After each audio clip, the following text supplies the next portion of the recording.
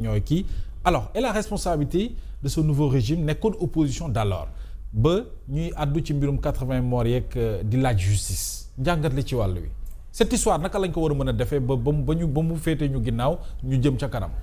xam nga affaire bi bu fekkee ne da nga ko aborder sur le plan partisan doo dem te boo jëlee état bi tamit bon ñi fa nekk c'est des gens de parti ku ci ne da nga naan man maa am dëgg ku ci nekk da ngay accuser ki ci keneen ki. dëgg la moo tax ñun depuis le début yii bu amee yii du affaire bu ndaw. li ñu dal ci diggante 2021 2024 du affaire bu ndaw. donc état bi ci boppam moo waroon a jëkk nommer benn institution wala benn comité boo xam ne daf koy def investigation de façon indépendante. Un comité indépendant. Un comité d'investigation boo xam ni d'enquête indépendante formé par des gens yoo xam ne xarañ nañ formé par des gens yoo xam ne ils sont intègres ñu def ko. bu ñu paree ñu situer responsabilité yi bu ñu paree ni yii recommandation la ñuy def en réalité soo kooku su fekkoon ne am na lii dina wàññeeku ñu régler ko sur le plan national kenn du ko régler sur le plan partisan. mu nekk un problème national ñu am une solution nationale ça nous permet d'avancer bon léegi xam nga man sama xarit bi daf ma naan mais Alioune Tine loolu c'est trop tard léegi ubbi nañ enquête yi bu ñu ubbee enquête yi ñi nga xam ne porté nañ plainte mais am na ay crimes yoo xam ne c'est pas des crimes qui sont protégés par la loi d'amnistie. wax kay maa yëkkati woon amnistie. la torture est-ce que gunto na yomb. pour man. waaw bu ñu demee ba nga xam ne bari na coow. yëkkati woon ko peut-être moo gën a yomb. moo gën a yomb mbir yi leer. voilà parce que amnistie bi. c'est pas pour rien ñu wax ko.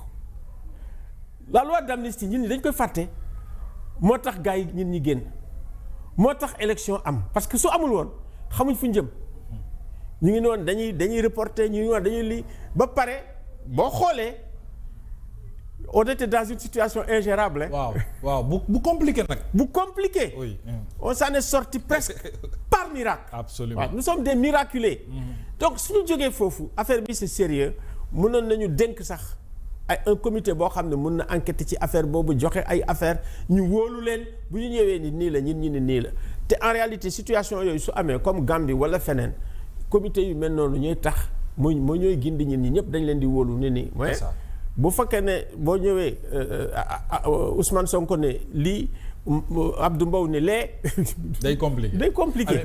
mais président mbir yi dafa am lu ci xew dégg nañu ministre de benn ministre de la République taxaw avoué ne jël nañu ci xaalis ministère de la famille 1 milliard et quelques en tout cas ñu ngi xaar yeneen somme pour damper ko ay détenus politiques et loolu quand même est-ce que du poser problème sur le plan de la bonne gouvernance parce que les gens entendement mi ñu ciy déggee mooy kon dañoo jël alalu askan wi di ko damper ay anciens détenus politiques est-ce que ça ne pose pas problème. xam nga man may mun a dafa ne suma xarit bu yàgg. waaw. fàtte na ko sax. moom bu taayoo ñoom ñu ngi nekk. waaw ci manifestation yeeg yooyu. absolument.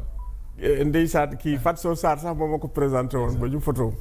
bon te man it dama naan. xëy na ñàkk xam la. oui. parce que ñu ngi doog a ñëw ci gouvernement bi mun nañ am ay erreurs yoo xam ne dañ koy def. parce que des fois ñoom comme ñoom jàppoon nañ leen tëj nañ leen nekk ci xale yi du ñu ni état moo ko war a régler mais dañ naan ñun de parti bi rek parce que ñoom am nañ parti bi mooy régler. waaw te it bul fàtte ne dañu ne am culture état parti. parti état waaw ça aussi c'est vrai il faut l'intégrer. c'est cette culture mooy tax ba ñu ne. bon ñun mun nañ ko régler bon critique yi ñuy def c'est fondé ñoom nañ seetaat seen bopp xool nan la ñuy rectifier. mais may mun a sama xarit la quoi waaw sama xarit la. alors mais naka nga jàngatee perception léegi bi le premier ministre am dafa mel ni discours am évolué na sur la justice parce que sa dernière sortie et puis qui connaît Ousmane Sonko bu njëkk ba danaa non justice defuñu seen liggéey mais léegi.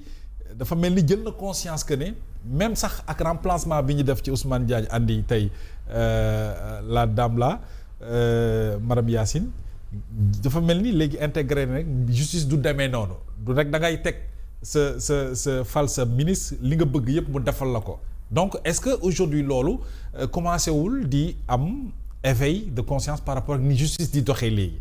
ma ne oui. Sonko mu ngi évoluer xam nga Sonko est assis entre deux chaises.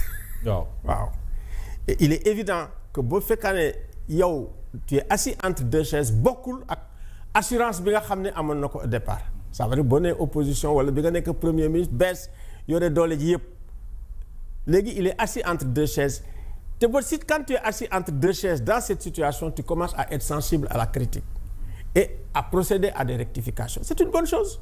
oui mais il n'a qu'à continuer à progresser. c'est ça. n'a qu'à continuer progresser à écouter les critiques positives constructives jël ci li nga xam ne moom lay jël te loo xam ne moo a nekk ci njëriñu askan bi mu def ko ci njëriñu institution yi mu def ko Sonko évolue et c'est une bonne chose.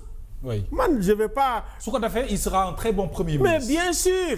di accepter di nangu les critiques. dafay war a nangu critiques yi. dem naa loolu mooy dépasser crise de croissance bi nga xam ne moom lañ ne. c'est très important oui. c'est une crise de croissance au sein de leur parti day am da ngay nekk parti nga jékki-jékki dem au pouvoir mais à partir de ce moment am des contradictions qui arrivent de grandes contradictions sax du nekk contradiction état mais contradiction parti bi la mais à partir de ce moment là nag bu fekkee ne vous êtes sage di ngeen xalaat mun ngeen dépasser contradiction bi.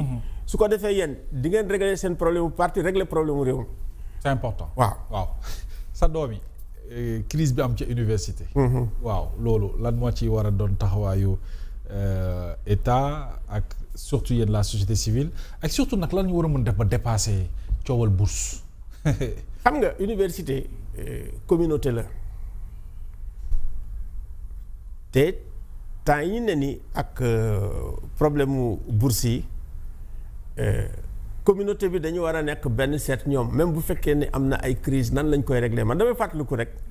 dans les années 88 89 nga xam ne mooy temps yi ñoom Talla Sylla yi.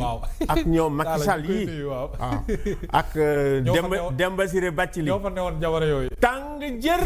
waaw mais boobu ñun ñu ngi doog a créer SAES. quand même am na une année ñun ci suñu bopp prof SAES yi ñoo dem di. di nekk les kii. les médiateurs di négocier waaw. dem seen cité universitaire yi presque dañ fa fanaan jusqu'à 2h 3h du matin. oui quand même. te négocier ak étudiant moo gën a jafe fii. dafa compliqué. waay étudiants yi dañu dëgër. waaw dañuy ñëw def seen synthèse dem. te pour le moment pour période boobu amul woon sax ay xalaat ni flic dañuy dugg biir université sax xalaatuñ ko woon. parce que quand même on avait Souleymane Niang moom il était intraitable sur ça. mais nag. le monde a évolué l'université a évolué te aussi ak masse étudiants yi nga xam ne ñu nga fa